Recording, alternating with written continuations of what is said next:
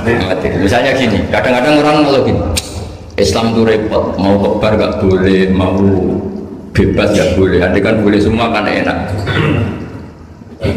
Pertanyaannya adalah ketika boleh semua, apakah lembaga maksiat ini tidak ada aturan? Kan tetap ada aturan. Boleh pakai kalau bayar, itu aturan enggak? Aturan. Kalau yang cantik mahal kan aturan. Kalau homer atau arak yang enak mahal kan aturan. Artinya gini, di tempat yang maksiat pun banyak apa? Aturan. Kenapa aturan di tempat maksiat kamu anggap kebebasan, sementara agama ngatur kamu anggap pengekangan? Nah, ini namanya soleh amatir apa? Soleh amatir itu yang latihan soleh. Tapi kalau solehnya sudah lama, kayak saya ini masuk soleh sudah lama, tidak tahu saya. Dari Gus Bak Syukur yang nggak seneng namanya akan komentari ujub, ya sudah lah, itu biasa manusia seperti sampai merengut. Yang senang akan bilang pemikir serius, yang nggak seneng kok merengut kok. Orang kita itu ya gitu, yang seneng bilang itu sibuk ngalor ngidul gitu. Yang nggak seneng kan bilang kita itu gitu. Jadi itu kan nggak usah dipikir lah, komentar orang itu nggak usah dipikir. Jadi ini penting saya utarakan. Sehingga saya berpikir, terutama untuk zaman akhir, seorang lagi terutama untuk zaman akhir, saya buktikan sekian ayat. Sebenarnya saya hafal Quran, tapi ini tak bawa Qurannya juga, nanti kamu bisa nyari ayatnya. Syukur-syukur kamu bisa nyanyi saya hafal Quran, bagus ini. Kalau enggak ya kacau ya. Sekarang banyak orang bantah apa orang hafal Quran, dia sendiri nggak hafal. Saya sering di Jogja, gue sama mau tanya tafsir sama jenengan, karena tafsir Kemenak itu ada kesalahan sekian 2000 itu, tak tanya kamu hafal Quran enggak? Aduh repot ini pada saya. Ini kayak Tison tinju sama Elias Pikal gitu. Kalau kelasnya nggak sama mati soalnya.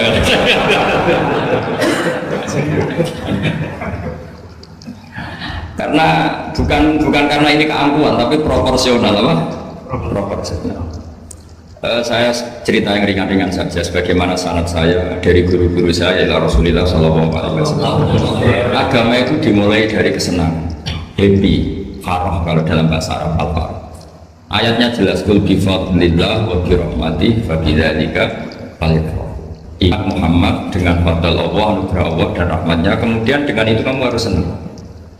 Sehingga dengan senang kepada Allah dan Rasul itu nikmatnya Masya Allah. Andai kan senang itu bisa ditakar, orang yang sedang tahajud menangisi dosanya plus menangisi nasibnya kalau di perantauan itu senangnya sama orang yang sedang dugem itu mesti kalah, mesti senang yang sedang tahajud. Karena orang-orang maksiat itu sebenarnya orang-orang susah. Kalau tidak susah gimana? Setelah itu semua ditanya senangnya di mana? Tidak tahu dia mabuk.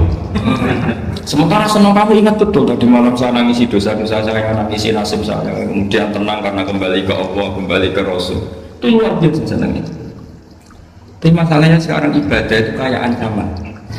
Kalau ada pondok mewajibkan tahajud, itu santrinya itu sudah mendelik dulu. Kalau di masjid-masjid gini itu kira-kira diwajibkan tahajud, orang juga protes. Ini aliran sesat, sunat diwajibkan. Jadi agama itu banyak keunikan, tapi yang jelas saya pastikan kamu harus senang. Kata Rasulullah SAW, salasun mangkun nafihi wajata halawatal iman. Tiga hal ini, kalau tiga hal ini ada pada kamu, ada pada kita, pasti kita ini menemukan halawatal iman, manisnya iman. Yaitu satu, ayyakuna Allah wa rasuluhu ahabba ilaihi mimma siwahuma. Bahwa Allah dan Rasul itu lebih Anda cintai ketimbang yang lain. Mencintai Allah itu nikmatnya Masya Allah. Caranya gimana supaya kita istiqomah ibadah? Anggap hidup kamu itu sehari. Saya ini di Jawa, celok besar, tapi punya uang 200.000 itu ngira banyak sekali. Bukan banyak, banyak sekali. Karena saya ngitung hidup itu per hari. Karena aturannya orang soleh sama tak ijazahi, pasti kamu nggak mau. Karena kamu pecinta won. Pasti tidak mau. Syarat sahnya orang soleh itu harus nganggap hidup itu hanya sehari. Hanya apa? Sehari. Wa'amal li akhiratika ka'annaka tamutu ghadan. Beramallah untuk akhiratmu seakan-akan besok mati. Coba kamu yang di perantauan, bayangkan maksiat sampai 60 tahun ke depan kan berat. Sampai seminggu saja kira-kira berat kan. Tapi kalau bayangkan saya tidak akan maksiat semalam ini karena besok saya mati, sukses. Besok berpikir gitu lagi, saya tidak akan maksiat kan hanya sehari. Ternyata besok hidup lagi. Berpikir gitu lagi, tahu-tahu mati betulan setelah 60 tahun. Jadi itu apa ya, satu konsep dari Rasulullah supaya orang itu meninggalkan maksiat itu ringan, karena bayangannya hidup hanya Coba yang ahli maksiat itu diberitahu besok kamu mati, kira-kira malamnya maksiat tak? Kamu maksiat itu karena bayangkan hidup masih lama. Makanya kata Quran, wahai orang-orang yang beriman, alam ya'ni lil ladzina amanu an takhsha'a qulubuhum li dzikrillah wa ma nazala minal haqq. Orang-orang iman itu sudah saatnya khusyuk. Kamu jangan seperti orang-orang dulu. Orang-orang dulu fatola alaihimul amatu faqasat qulubuhum. Orang itu menjadi wampet, menjadi keras hatinya karena merasa hidupnya itu panjang. Ini penting, ini konsep-konsep yang ada di hadis sahih. Jadi tidak perlu kamu soal ini soal enggak, tak pastikan sahih. Saya ini baca hadis lama sekali. Jadi yang nyoal harus imbang. Kalau enggak kayak Tyson dengan Elias Pikal. Supaya clear, supaya jelas. Saya sering ketemu para pemikir di Jogja dan berkali-kali saya bilang harusnya diskusi itu imbang. Ini bukan karena keangkuhan tapi karena proper. Awal maksiat itu dimulai karena tidak senang terus cari kesenangan dan pilihannya maksiat. Coba kalau kesenangan itu ada pada Tuhan, itu luar biasa. Sampai Rasulullah itu menggambarkan ketaatan yang baik itu ada hadis yang mungkin kalau orang Jogja, orang Solo itu tidak siap karena agak priayi. Nabi pernah ngendikan wa fi buti ahadikum sadaqah. Kamu ngeloni istri kamu itu ya sedekah. Sahabat dia tanya, ayati ahaduna syahwatahu wa walahu ajrun. Yang benar aja ya Rasulullah, masa urusan seks, urusan biologis kemudian dia dapat apa? Pahala. Nabi jawabnya ringan saja, alaihi salawatu fi haramin akana alaihi wisrun. Kalau yang digauli itu istri orang atau yang enggak zaujanya, enggak istrinya, apa dia ada dosa? Ya dosa ya Rasulullah. Fakadali kalau waktu fi halalin karena lagu ajirnya begitulah. Kalau dia kalau salah letak haram, kalau tepat sasaran ya halal. Segampang itu ibadah itu. Jadi ngumpulin istri ibadah, 5 anak ibadah, ngaji begini ibadah, meskipun nggak paham, nggak ada syaratnya paham. Yang menyenangkan dalam Islam kan gitu, ngaji itu udah harus paham. Yang penting datang, pura-pura paham, selesai. Bahkan saya pernah dibully oleh santri itu, ya agak kurang ajar santri itu, ya santri kak dengan di santri tua-tua gitu. Itu Gus, jenengan sama saya nanti di surganya dulu saya. Kenapa? Karena kata Rasulullah SAW itu man salaka thariqan yaltamisu fihi ilman sahalallahu lahu thariqan ilal jannah. Orang yang mengambil jalan, yang mencari jalan, berjuang sekolah, nyari ilmu. Nyari yaltamis itu maknanya nyari iltimas. Maka orang yang mencari ilmu itu sahalallahu lahu thariqan ilal jannah, akan dimudahkan jalan ke surga. Itu yang nyari tuh Gus. Kalau sudah ketemu kayak jenengan enggak masuk hadis itu. Makanya bersenanglah yang sedang nyari tapi belum ketemu. Karena hadis itu untuk yang masih itu pasti sampean enggak saya. Wah saya mikir, wah ini hadis apa yang bela saya. Karena hadis ini itu enggak mihak saya, enggak mihak yang sudah ketemu. Yang namanya nyari kan belum ketemu, maka bergembiralah yang nyari ilmu udah alim-alim. Karena syaratnya ya kan, man salaka thariqan yaltamisu fihi ilman sahalallahu lahu thariqan ilal jannah. Siapa yang berjalan atau menempuh satu perjalanan mencari ilmu, di mana-mana mencari itu sudah ketemu belum? Belum. Berarti kiai masuk hadis itu enggak? Alhamdulillah, karena kiainya sudah ketemu. Maka bergembiralah jenengan saat nggak paham, artinya masih mencari. Makanya kalau mau paham jangan paham. Karena saya ini kebetulan memang peneliti hadis dan saya banyak menghafal hadis karena saya suka dengan kalimat-kalimat jamiah, kalimat-kalimat yang komplit dari Rasulullah SAW. Sehingga menghafalkan hadis saya itu banyak dan imbang itu ya balance kalau dalam bahasa inteleknya. Saya termasuk menghafalkan hadis wa innal alima la yastaghfiru lahu man fis samawati wa man fil ardi hatta al-khitan fil bahr. Sebagian riwayat wa inna mu'alliman nasi al khaira la yastaghfiru lahu man fis samawati wa man fil ardi hatta al-khitan fil bahr wa hatta an-namlatu fi juhriha. Ini hadis tandingan. Jadi yang tandingan tidak hanya 01 02, hadis juga ada hadis apa? Tandingan. Tidak apa-apa, ilmu itu memang butuh apa? Butuh perimbangan ya, butuh balance. Nggak boleh ilmu, tapi karena ilmu nggak pantas diomongkan tandingan itu aja. Kata saya ada hadis yang bunyinya gini, Wa innal alima, orang alim itu akan dimintakan ampun oleh penduduk langit. Jadi semua malaikat Jibril dan Mikail, semoga termasuk Israel, itu memintakan maaf untuk orang alim, tidak yang belum alim.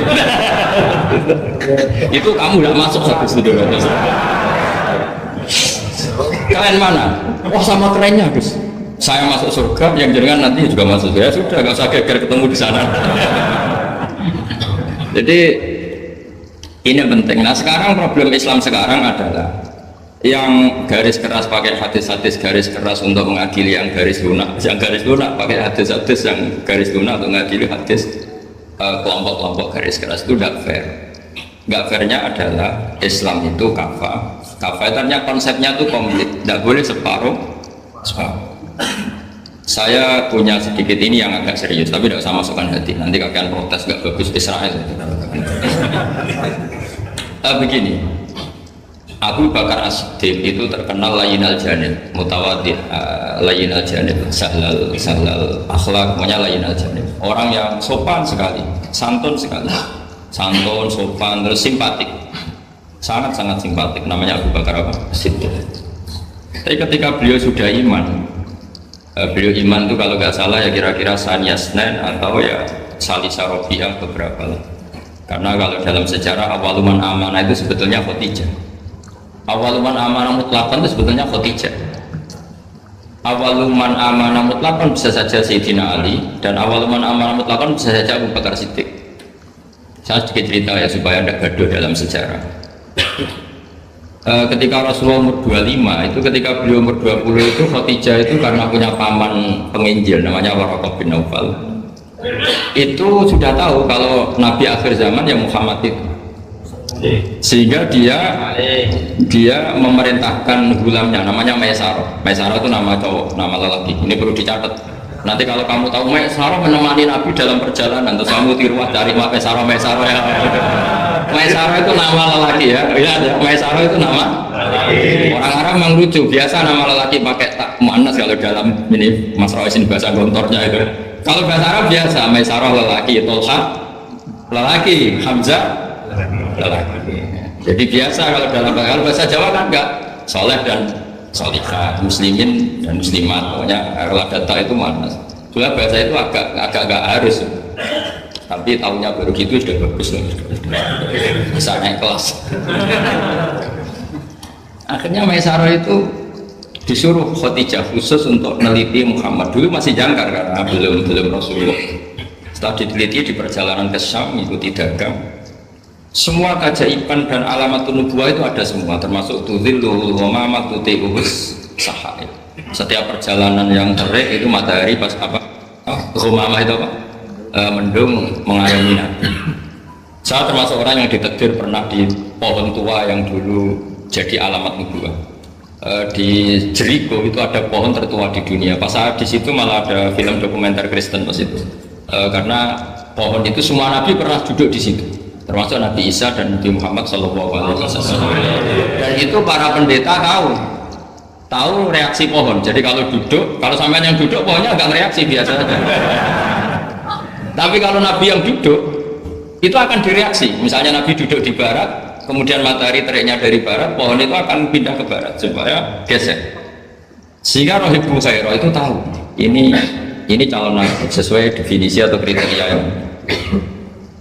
Singkat cerita, setelah Maisarah lapor sekian alamat Nabi itu diceritakan Khadijah, terus Nabi ketika umur 25 dia memantapkan diri untuk nikah sama orang yang bernama Muhammad. Tapi Khadijah itu mulai agak kecewa, kok nggak jadi Nabi, biasa-biasa saja, tetap dagang saja, Nabi tetap dagang, hanya tentu tetap punya sifat amanat, kredibilitas dijaga, semuanya terjaga, tapi nggak ada alamat Nabi yang ekstrim lah yang. Sehingga Khadijah mulai mamang, ini kapan jadi Nabi ini, kok gini-gini aja ya. Nah, pas umur 40 itu Nabi ngalami yatahannas itu yata'abad al-layali yadawatil adat. Kalau dalam Sahih Muslim disebutkan fakana yatahannasu fil ghar wa huwa at-ta'abbud al-layali yadawatil adat. Yang dikatakan tahannus adalah menyembah Allah di gua, menyepi kemudian beberapa hari. Terus di hadis itu juga diterangkan wa yatazawwadu lidzalik. Perlu dicatat dulu tirakannya Nabi itu ya bawa bekal. Bukan terus kelaparan 3 hari nanti fata morgana yang dilihat. Jadi ini perlu dicatat. Kadang banyak orang tirakat gak makan 40 hari, gak makan 3 hari itu malah bahaya. Karena dikatakan nur atau apa ternyata fata morgana karena lama gak makan. Jadi perlu dicatat di hadis itu jelas ada kalimat wa yatazawwadu lidzalik. Ya Nabi ya normal bapak. Bekal, jadi tidak lapar-lapar amat, tapi tidak satu nampan kayak makan di atas tadi tidak ya. Kalau itu makannya orang kelaparan itu. Ya tapi bagus lah, saking hormatnya sama kiai makanya banyak. Apa ngetes kiainya? Kalau banyak ada kiai itu. Motifnya apa tidak tahu. Motifnya tidak tahu, tapi khusnudzon wajib. Panitia tenang saja, kiai itu wajib khusnudzon. Harus baca ini ya Muhammad. Nanti juga begitu Pak. Sehingga ini penting sekali karena jarang orang mengungkapkan ini. Kenapa jarang mengungkapkan? Kemungkinan satu tidak tahu. Dua, karena kadang kiai itu ya manusia, Ustaz juga manusia. Kadang-kadang dengan tanda kutip itu ya pecundang. Dia ngomong yang dicintai pasar, itu yang saya sesalkan betul. Tidak ngomong yang dibutuhkan dalam khazanah Islam. Itu sangat kecewa betul. Dan semoga mereka itu tobat. Enggak boleh seperti itu. Coba kita ini Islam mulai kecil, punya kiai mulai kecil. Kadang-kadang tidak pinter-pinter. Karena ayatnya itu terus sama. Kubu sebelah misalnya dalil ayat ini yang ini terus gitu aja. Kalau orang sunat diceritain Nabi Ibrahim sunat 80 tahun itu pakai palu, pakai apa itu kodum itu apa? Langganan ya? Kalau ada orang mati ya mesti kullu nafsin. Kalau ada orang nikah mesti faman rohibaan sunnati. Itu saja. Jadi umat ilmunya tidak tambah, ya sudah. Siapa saja yang nikah ya itu aja. Yang mati ya itu aja kullu nafsin. Karena ya pasarnya seperti itu. Gue sekali-kali ada orang mati itu bilang, ayo pesta. Karena orang golem ini sudah mati. Ngurangi beban bumi. Ngurangi beban apa? Syukurilah kematian orang fase hidup. Itu nggak disangoni sampai sudah ada disangoni dibenci keluarganya, ya kan? Ya daripada gitu yang umum saja kalau nafsin. Kematian adalah mau itu kafa bil mauti wa dan cukup mati sebagai nasib. Ya ikut pasaran saja karena itu yang menghasilkan pasar. Tapi resikonya itu ilmu itu tidak tambah apa? Tambah. Ini kritikan saya, semoga ini membantu ya, supaya ustadz-ustadz itu kalau ngaji itu mikir yang dibutuhkan umat, jangan permintaan pasar, itu tidak bagus. Saya datang ke sini juga bukan karena undangan. Saya bilang saya tanpa diundang pun datang ke Korea karena saya ingin sujud di bumi ateis supaya nanti keren. Keren betul, sama itu keren betul, sujud di bumi. Oh itu pol kerennya, hebat. Kalau sujud di Mekah, Medina, di Indonesia itu kan wajar. Ini sujud di bumi. Jadi kalau kamu ditanya, saksinya siapa kalau kamu sholat di gunung? Apa ini yang seru yang apa? Enggak yang lain yang gigi. Gunung semua. Sama lagi. Itu malaikat mesti itu apa itu? Parah lagi kalau ditanya, sujudnya di mana? Di kamar mandi. Karena kalau pas kerja kan hanya dikasih waktu berapa? 5 menit dan itu pura-pura di kamar mandi. Keren nggak?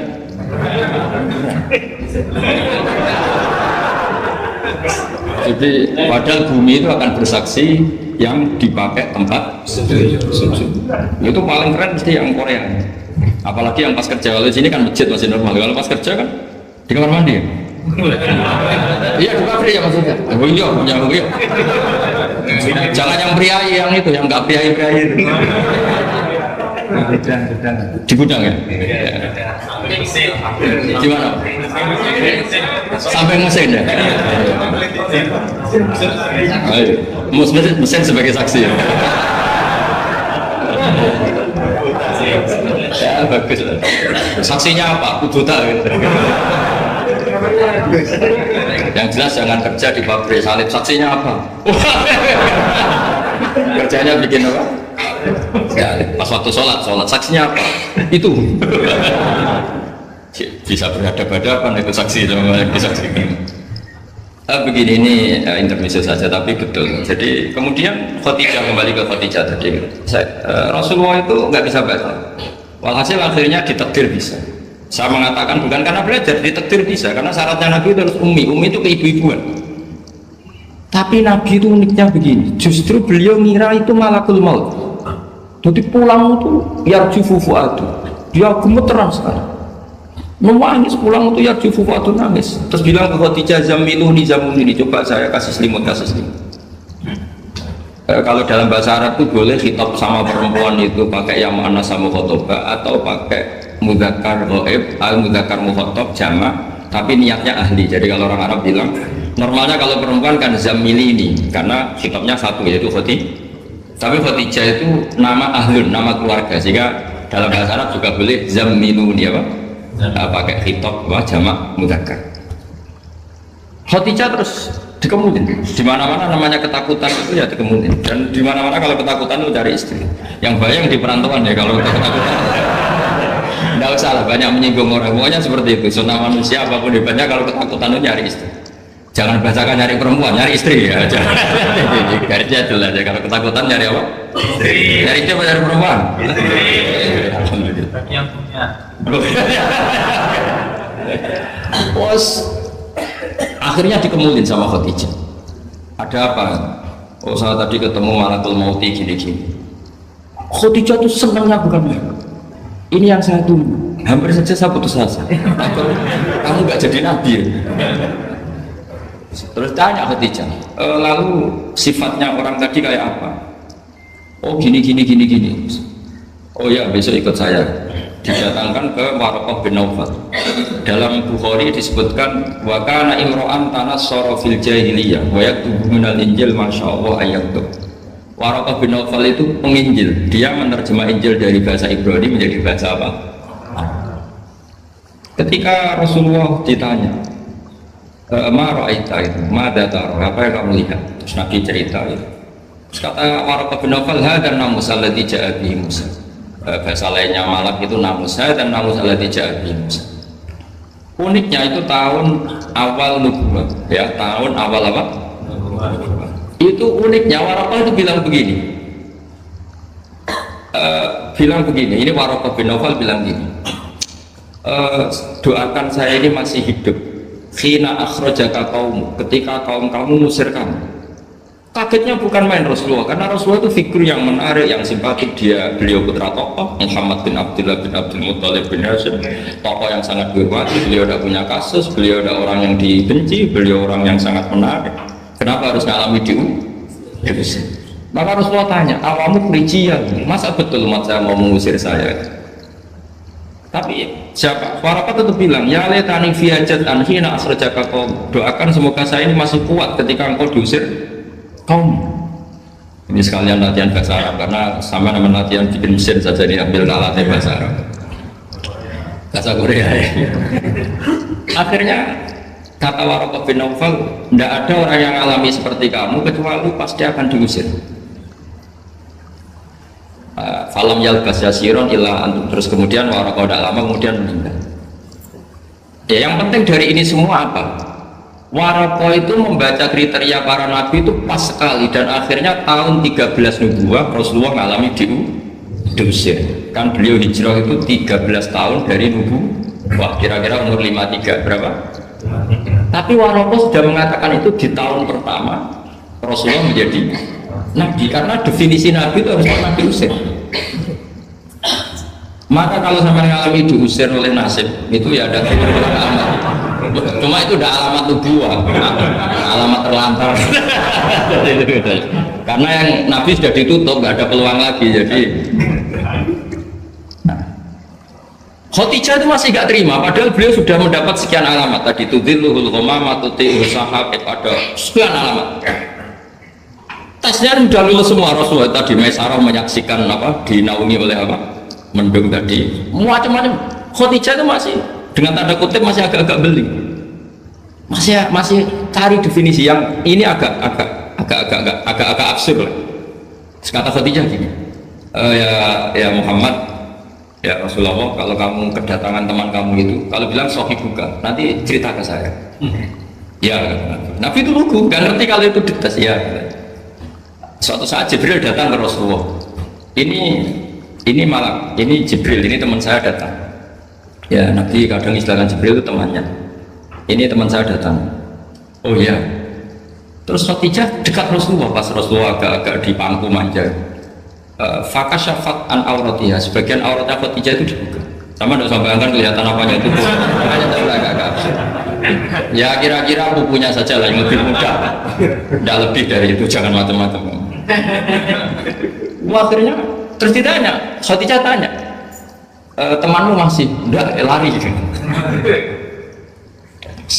Hanya Khadijah ditutup lagi. Khadijah nggak tahu ada Jibril, nggak tahu. Ditutup lagi. Sekarang temanmu di mana? Oh sekarang datang lagi. Oh Nabi dia ini sempurna. Ini yang saya tunggu-tunggu kan. Itu malaikat betul bukan setan. Karena kalau setan tahu apa kamu tahu. Artinya apa? Dalailun nubuwah itu dikaji sedemikian rupa oleh Khadijah karena beliau ponakan dari penginjil yaitu Waraqah bin. Tentu zaman itu Injil masih orisinil, bukan kayak sekarang Lukas Matius. Tentu jadi Injil di sini bukan konotasi yang muharraf yang apa?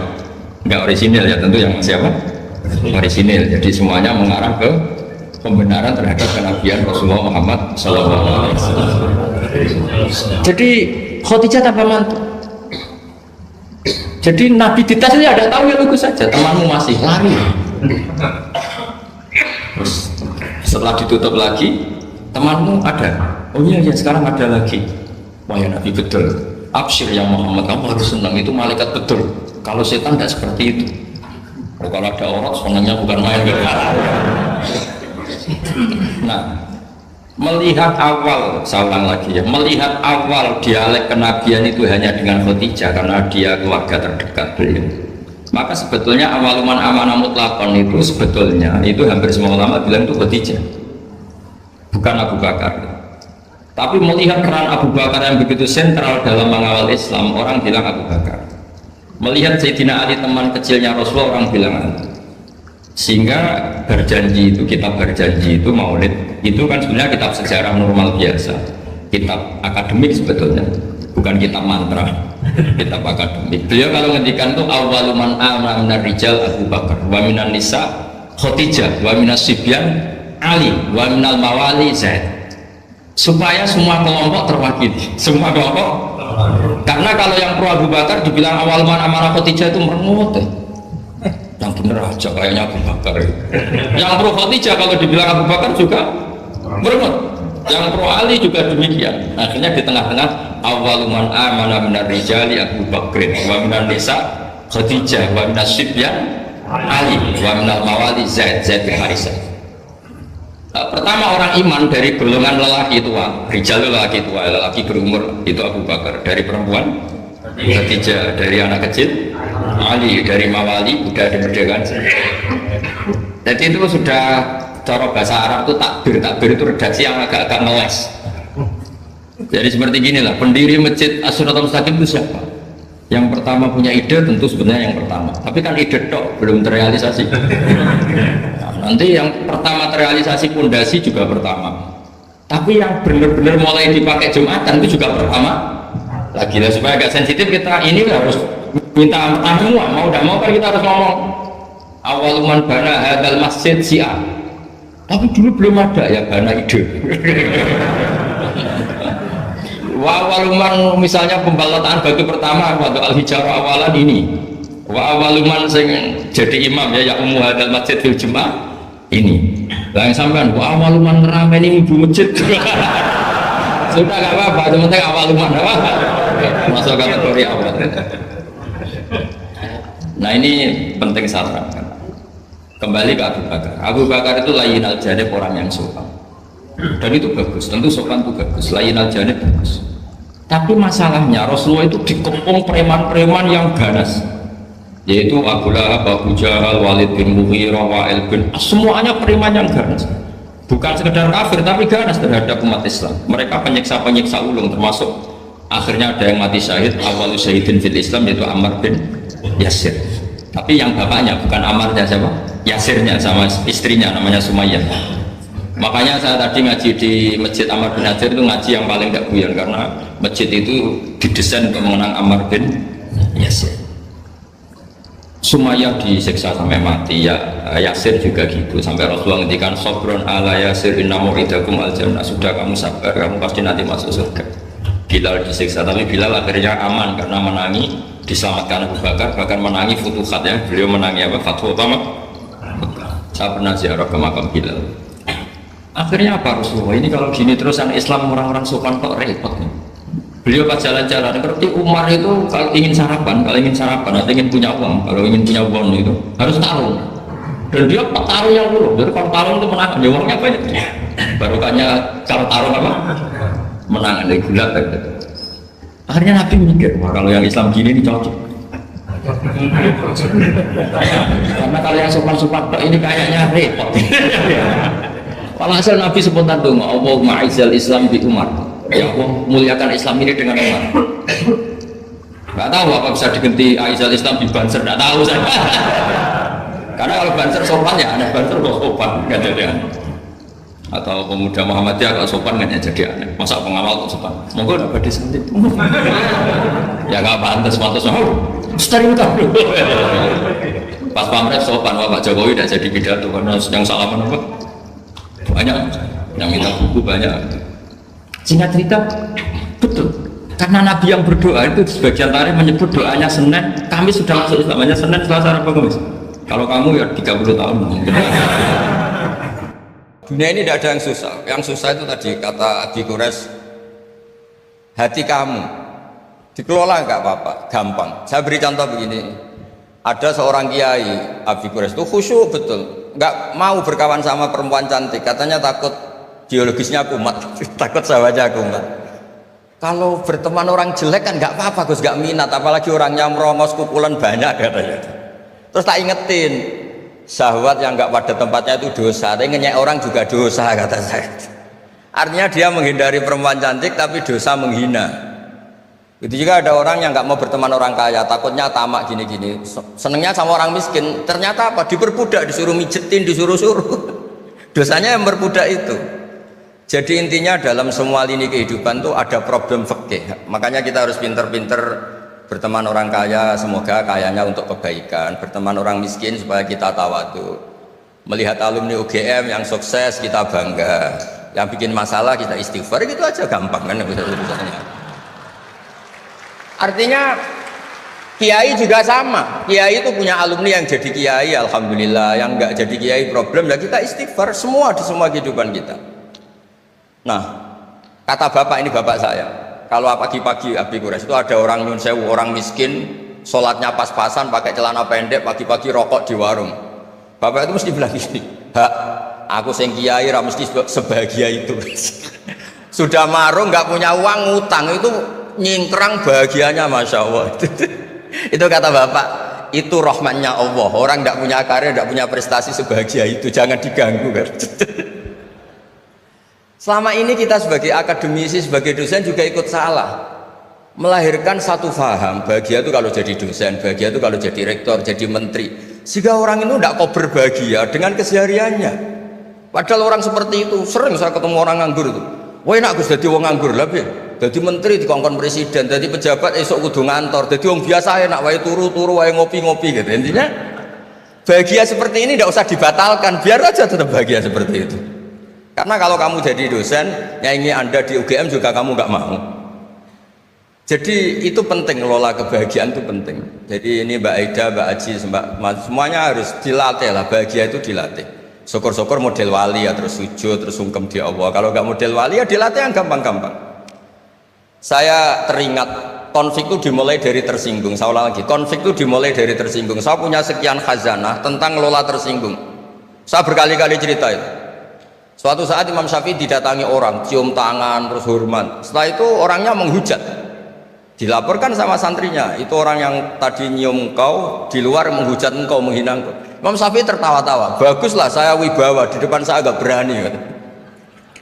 Enteng saja, dianggap enteng saja. Enggak kok, wah itu khianat, itu munafik, enggak. Alhamdulillah saya wibawa, buktinya di depan saya tidak berani. Nah, ini tip Bu Rektor, kalau ada yang ngerasa ini jenengan di luar, alhamdulillah di depan saya tidak berani. Jadi enteng saja. Diceritain lagi, orang separuh dari kampung ini gak suka jenengan Imam Syafi'i karena engkau terlalu ngendikan hak. Baguslah, kalau gak suka saya berarti gak ngutang saya. Yang masalah tuh yang suka-suka itu bisik-bisik minta-minta. Jadi dianggap enteng saja. Kalau Anda sudah bisa ngelola konflik seperti itu, ringan saja.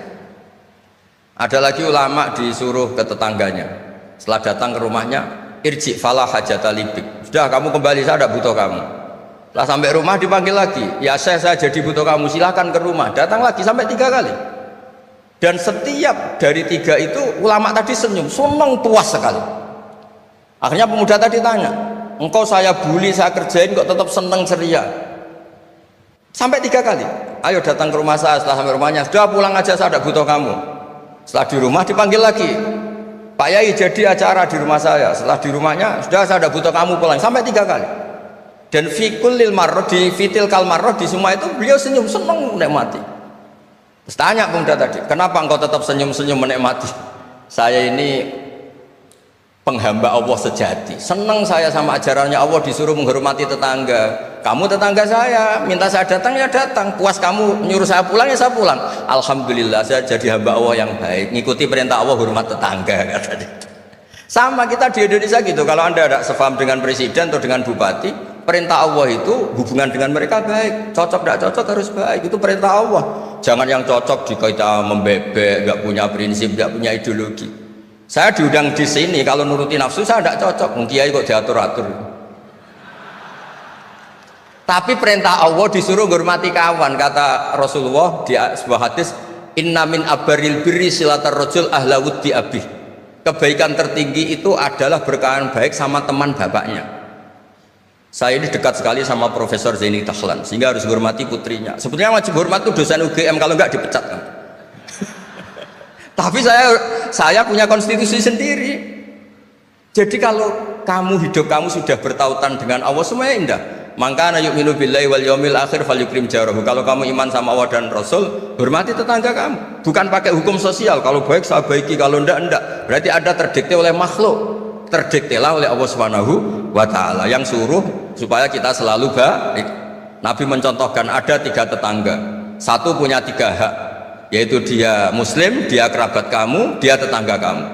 Yang 2 punya 2 hak, dia muslim, dia tetangga kamu, tapi tidak keluarga kamu.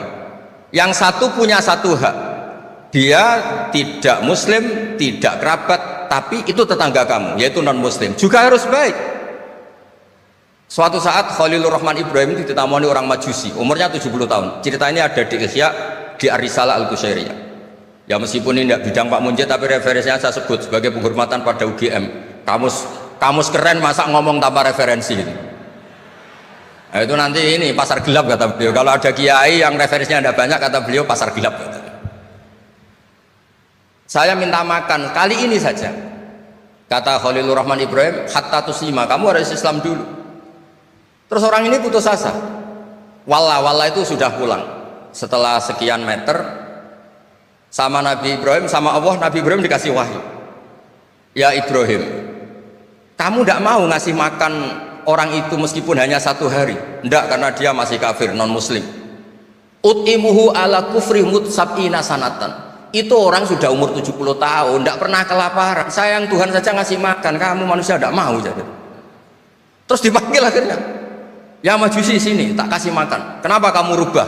Ditegur sama Tuhan, karena kata Tuhan, saya yang Tuhan saja, yang dikafiri dia tak kasih makan, kok kamu manusia kok ribet. Akhirnya dikasih makan. Jadi contoh-contoh muamalah kebangsaan, beda agama itu cukup, referensi kita cukup. Yang enggak cukup adalah pikiran kita yang sempit, itu masalahnya pikiran kita. Wong Islam itu kepenak, enak betul. Saya punya saudara, punya keluarga, saya tadi cerita Pak Kures. Wah itu haternya banyaknya bukan, tapi bilang ke saya, dah Gus kita sama-sama wali. Syaratnya wali itu hanya 2, dicintai banyak orang atau dihujat banyak orang. Kalau dihujat banyak orang itu ngilangi dosa. Islam itu enak, dicintai orang ya ibadah, dirasani orang ngilangi apa? Dosa. Maka kamu jadi tenang saja.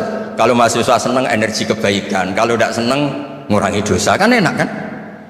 Monggo jenengan milih mana, milih banyak pecinta apa banyak yang membenci. Tapi apapun itu terus kembali ke Pak Kores tadi, yang semuanya dari semua itu adalah Allah Subhanahu wa Ta'ala. Kalau kamu nyari ridhonya Allah, enteng semua kan? Sudah enteng betul. Menyabari orang yang menyinggung itu ya ibadah. La takhdab farad dadam miraron faqala la takhdab. Tersinggung enggak marah itu ibadah. Wal kadhiminal ghaidh. Jadi itulah yang harus kita latih. Saya itu sering ijtihad ya, bukan dengan makna yang mutlak ijtihad biasa. Saya ini termasuk kiai yang susah diundang. Saya datang ke sini bukan sebagai UGM. Bu Ova itu putra dari Profesor Zaini. Jadi jangan GR Pak Munjid kalau saya diundang UGM terus Pak Jumawa undang, biasa aja. Biasanya bukan karena meremehkan UGM, enggak. Memang ada aturannya. Kiai itu kan ya jaga hatinya. Jangan-jangan diundang UGM mari takabur. Kan ya kita mikir. Kalau nggak mau jangan-jangan takabur, diundang kok nggak mau kan ya mikir. Ini cerita Pak Kores, ini kisah nyata. Saya tuh pernah diterima kasih kiai kecil. Gus matur nuwun Gus jenengan nggak datang. Oh iya. Kalau di dunia kiai itu kiai kecil kan diundang acara-acara kecil. Ya kira-kira salam tampil erong atau sewu lah kira-kira gitu. Gara-gara saya tidak datang dia lakon itu ya lakon dia yang disalami template, yang dicium. Oh itu kalau jenengan datang saya mahjub, saya tegak kanggo gitu. Jadi dianggap uang 200.000 itu dari saya. Ternyata menghadiri acara kecil itu tidak solusi juga. Kalau kita kiai besar datang ke acara kecil, ini namanya menghentikan rezekinya yang kecil. Itu ibarat toko besar dekat kelontong kecil gitu. Tapi kalau tidak datang, sombong betul setelah kiai besar diundang yang kecil nggak mau. Nah itu namanya istihad. Istihad itu satu pemikiran yang tadi yang diceritakan Mas Haji tadi. Mau tidak mau kita secara sosial itu berdebat. Sebaiknya kita ini merakyat apa enggak? Kalau merakyat dengan tema-tema rakyat, urusannya makan, mungkin kita tidak jadi negara maju. Tapi kalau terlalu tema-tema besar, jangan-jangan lupa ngasih makan. Ya sudah, itu istihad. Ini yang terakhir saya cerita perbedaan pendapat. Dulu Al Haris Al Muhasibi itu pernah punya ide. Ini temannya Imam Ahmad, temannya Imam Syafi'i. Ya Imam Ahmad saya mau ngarang buku tentang menolak faham-faham Mu'tazilah, faham-faham yang nggak benar. Menurut Anda gimana? Jawabannya lucu. Jangan katanya. Kenapa? Sebelum Anda membantah mereka, meluruskan mereka, pasti Anda cerita argumentasi mereka. Ketika cerita argumentasi mereka, jangan-jangan mereka lebih tertarik argumentasinya Mu'tazilah daripada argumentasi Anda. Berarti Anda ikut menyebarkan kebidaan itu. Terus oh iya. Nah ini mohon maaf, ini mahasiswa UGM yang masih muda-muda ini. Misalnya rektorat bikin pengumuman, nyun sewu ada gambar yang seronok, yang menarik, terus ditulisi gini, jangan lihat ini bahaya. Misalnya. Orang lihat tulisan jangannya apa ngelihat gambarnya? Nah, tidak semua kebaikan disebarkan itu baik karena ini ada hitung-hitungannya.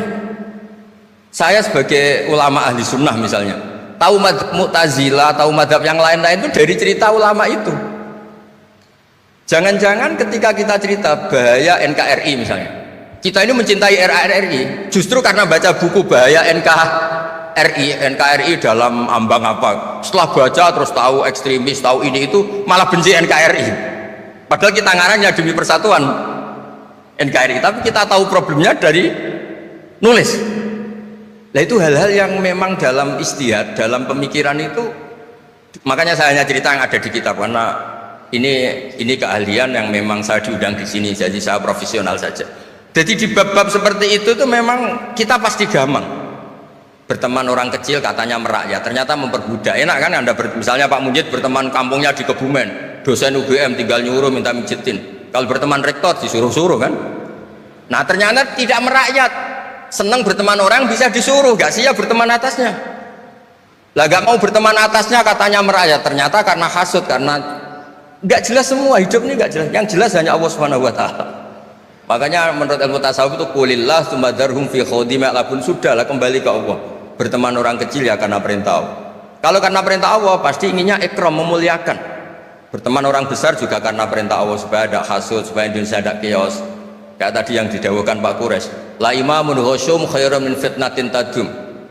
Imam yang dengan arti salah itu masih lebih baik ketimbang chaos. Karena kalau chaos lebih gak kebayang. Ya apapun itu cukuplah khazanah-khazanah Islam untuk mendidik kita sebagai orang yang menjaga kebinekaan, menjaga ketika negara ini berdiri itu ya dialek semua antar umat beragama. Sehingga diputuskan yang penting itu berketuhanan. Maka yang ditolak oleh konstitusi kita adalah ateisme, komunisme. Saya bayangkan misalnya punya anak perempuan, diajak orang yang tidak beragama di tengah hutan misalnya, bunuh ya tidak takut Tuhan, merkosa tidak takut Tuhan, salah etika ya tidak takut Tuhan. Bandingkan kalau diajak yang beragama, pasti masih ada rambu-rambu, ada ini itu. Sehingga memang masalah betul ketika orang tidak berketuhanan itu. Itu semua tokoh agama bersepakat. Termasuk saat itu ya ada Perindo, selain ada NU ada Perindo. Itu yang ditentang itu adalah ateisme. Karena kalau orang tidak bertuhan itu ngeri. Ngerinya itu ya tadi misalnya kita punya anak perempuan atau punya keluarga, diajak orang yang tidak beragama. Misalnya berzina ya tidak takut dosa, merkosa ya tidak takut, bunuh ya tidak takut karena nggak punya Tuhan. Mungkin takutnya sama polisi ya kalau ketahuan, kalau enggak. Tapi kalau orang bertuhan ini sistem kesalehannya, sistem kebaikannya ini berlipat-lipat. Takut hukuman Tuhan, takut sosial, takut ini itulah, sehingga kita bersepakat berketuhanan. Lalu kedua, ada beberapa kejadian nyata di beberapa negara yang fahamnya itu tidak bertuhan, itu bekas kondom atau bekas apa dipakai lagi, didaur ulang. Bahkan tinja yang bisa dikelola jadi bahan makanan. Kalau yang beragama tidak, termasuk mungkin di ilmu medis ini tidak wilayah saya, tapi saya cerita mungkin masalah-masalah kayak ya apa hal-hal yang menurut kita dilarang, menurut agama mereka enteng saja. Misalnya bikin cadangan-cadangan organ tubuh dan sebagainya. Kalau beragama itu masih enak, aturannya jelas. Kalau nggak beragama itu repot.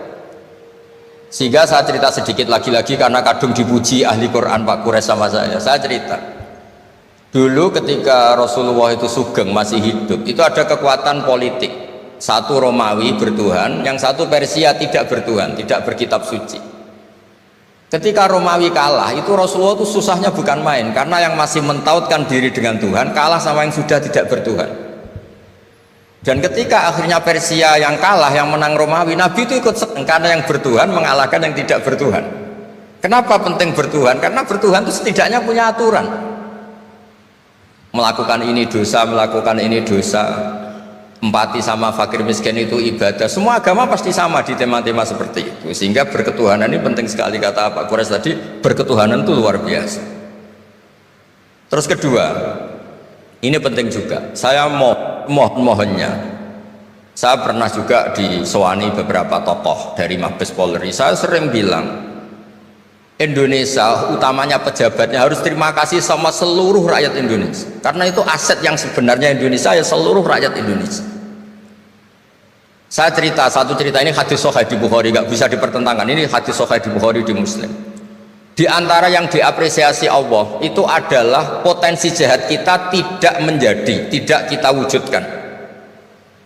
Kalau seluruh rakyat Indonesia, tidak usah seluruh, seperempat kita ini maling semua, itu negara miskin kok, karena biayai kita di penjara 2 tahun 3 tahun.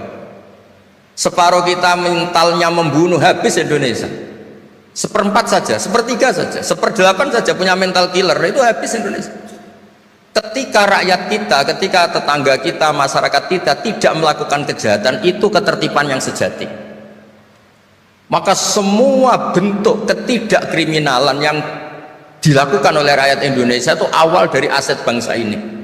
Coba kalau semua orang mencuri, habis negara untuk biayai di penjara. Semua orang kriminal, berkahnya mereka tidak melakukan, Indonesia baik-baik saja. Sebab itu ketika ada sekian kebaikan, Nabi terakhir ngendikan apa? Takufu syarroka anin nas fa innaha shadaqatun minka ala nafsik. Potensi jahat kamu jangan kamu lakukan, itu sudah menolong peradaban. Para gadis tetap gadis karena nggak diperkosa. Orang yang punya kambing satu tetap punya kambing satu karena nggak dicuri. Orang yang berkarir tidak terhenti karena karakternya agak dibunuh, tidak dihujat, tidak dihentikan, tidak disetop oleh cibiran, oleh bulian. Maka di antara 7 orang yang dilindungi Allah, fi dzillihi yauma la dzilla illa dzilluh, itu Nabi hanya cerita orang yang nggak jadi. Di antara yang diceritakan Nabi dalam sebuah hadis, saya ini lelaki sejati, sangat mencintai sepupu saya, dan saya mau ngumpuli dia, tidak mau sampai saya kasih uang 100 dinar. Setelah saya kasih 100 dinar, saya ingin ngumpuli dia dengan cara salah tentu. Dia gak mau dan berpesan, la tafuddal khatam illa bihaqqi. Kamu jangan ngumpuli saya sebelum nikah. Singkat cerita, pemuda ini gak jadi melakukan hal yang nista, yang gak benar. Itu sama Allah dijadikan wali, berkahnya nggak jadi. Jadi kalau potensi kejahatan kita tidak menimpa orang lain itu sudah luar biasa. Jangan nunggu berjasa kita dapat penghargaan setelah kita jadi kiai besar, jadi dosen UGM, jadi ini itu. Semua masyarakat kita yang menahan potensi kejahatannya itu adalah aset sejati Indonesia. Karena sekali mereka berkejahatan, entah itu mencuri, merkosa, habis. Harapan kita sebagai bangsa habis. Tapi selama ini nunggu ngapresiasi itu yang bentuknya fi'lu, yang bentuknya mereka melakukan apa, sebetulnya enggak. Tidak melakukan kejahatan itu sudah bagian dari kebaikan yang luar biasa. Terus yang terakhir tadi yang pertanyaan pemimpin muslim dan non muslim. Memang ini wilayah sensitif, tapi sebetulnya bisa dianalisis secara fikih. Ya saya ulang lagi, bisa dianalisis secara fikih, fikih Nusantara, fikih kebangsaan. Jangan dianalisis pakai fikih yang internal dalam Islam. Saya ulangi, jangan dianalisis menurut fikih yang di internal Islam.